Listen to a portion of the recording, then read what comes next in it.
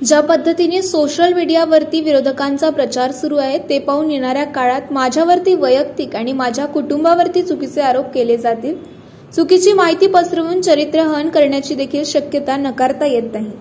गेल्या 10 वर्षात नेमकं काय काम केलं याचा लेखाजोखा मांडा आणि त्यावरती निवडणुका लढवा। सोशल मीडियावर ते म्हणतात की आता रामराज्य येणार आहे, मग मागील 10 वर्ष रावण राज्य होतं का अशी विचारणा करत काँग्रेस नेत्या आणि सोलापूर लोकसभेच्या उमेदवार प्रणिती शिंदे यांनी भाजपावर सडकून टीका केली आहे।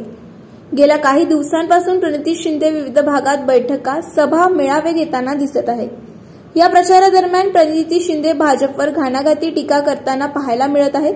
अक्कलकोट येथे घेण्यात आलेल्या एका प्रसार सभेत प्रणिती शिंदे यांनी भाजपसह राज्याचे उपमुख्यमंत्री देवेंद्र फडणवीस यांच्यावर देखील निशाणा साधलाय।